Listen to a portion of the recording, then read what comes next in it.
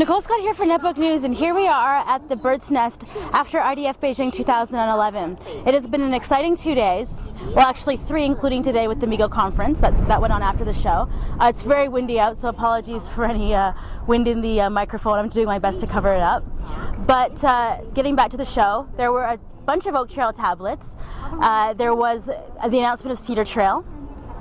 There was which is the Netbook platform. There was the announcement of Cloverdale, which is the new tablet platform that's coming up. And in my opinion, one of the most underrated announcements of the show was Intel's partnership with Tencent. Tencent is an internet service provider here in China, and they actually support QQ messaging, which is the largest instant messenger here in mainland, and they also have QQ Games, which has a installed base of 301 million users, 130 million active users monthly. So that's 130 million, and on the QQ messaging, it's 2.3 million daily active users. They did tell me that there was 120 million users at a time that are active at once on their service, which is a phenomenal number. So MiGo is going strong with Tencent. Tencent and Intel have launched an innovation lab in Shanghai. 60 engineers so far, ramping up to 100 by the end of the show, or by the end of the year.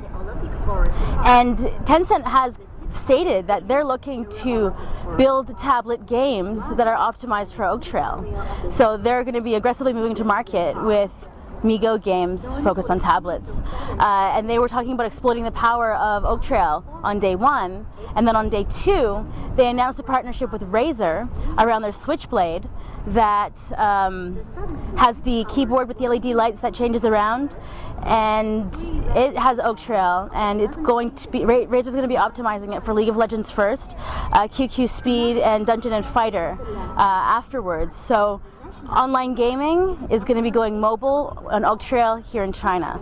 So that was a significant announcement. Oak Trail tablets were aplenty here at the show. And why don't I actually show you my favorite? It was by Evolve 3, which had a kickstand, a hardcover, and a keyboard. Very neat. So let's take a look at that.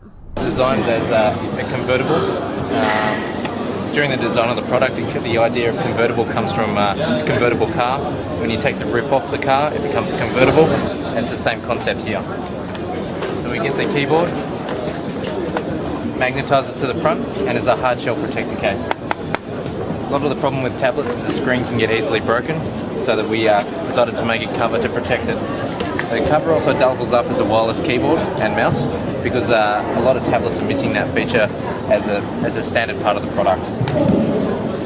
So here we also just realised that a lot of products are missing a kickstand, and kickstands can be really handy for tablets in particular, because I find myself with our previous model when I was using it that I was carrying a stand and a keyboard everywhere I went, and did a lot of flying, and on the plane it's very tedious to keep pulling out a stand. So deciding to build it into the next model, it's here on the side.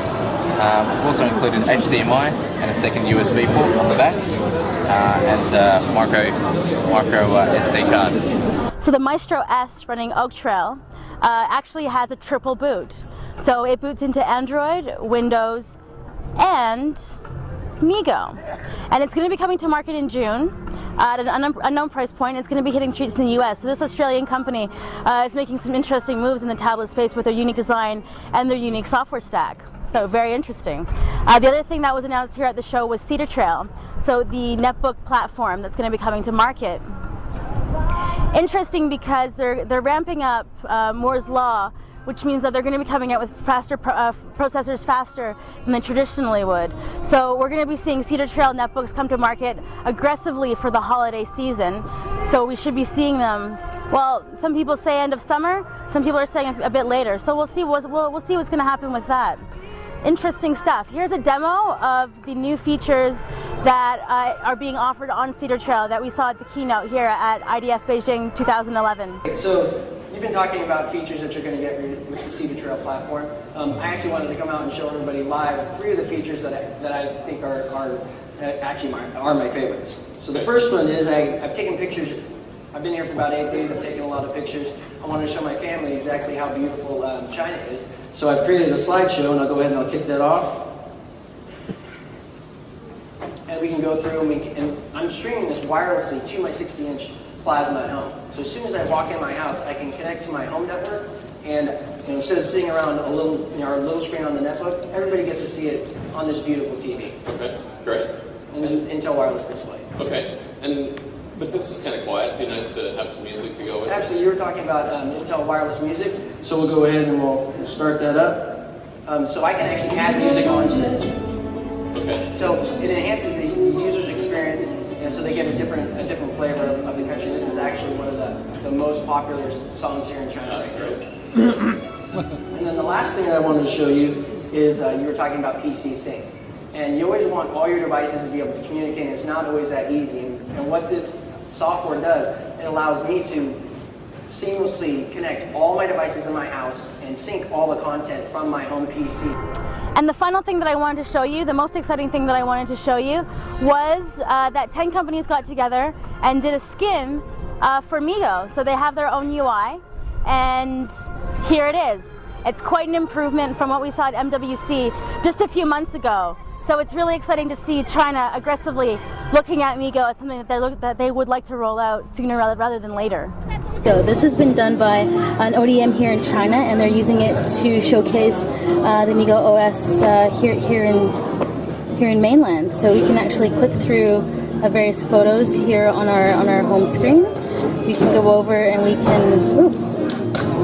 There we go. We can decide to launch the music player. And if we take a look at the top of the tablet, you can see this is an Oak Trail tablet, and there's heat vents up at the top. We have for taking photos here. This is to power on. Here we have a volume rocker and a accelerometer switch. So we can actually turn that up and down. That's just a bubble. Yeah. So if we keep on looking through the home screen, you can see there's a calendar, we have post-it notes, and there's other areas for mail, and I'm not sure what that is. Add a new icon. Oh, add a new icon so we can customize it ourselves. So now if we hit this down here, we can go into the application section. So we do see that Opera is running on Migo. Opera did a build with Opera Mobile 11 a couple of weeks ago. And they actually did it for the Wii Tab specifically, so it's great to see it running on other Migo builds. So if we go home again. This is home. Oh, this is home. Yeah. So how do we go back to the home screen? Long press. Oh, long press. Yes. Excellent. Thank you. So you can see here we can flip through many of the different applications. They're kind of sorted by folder or type as well. So it's really great to see the progress that we've seen on Migo, even just since NWC. This is definitely a new home screen, definitely a new front screen, and definitely has a whole new look and feel. So that's been a quick look at the events that have happened at IDF 2011 here in Beijing. I'm Nicole Scott for Netbook News on a windy afternoon here in front of the Bird's Nest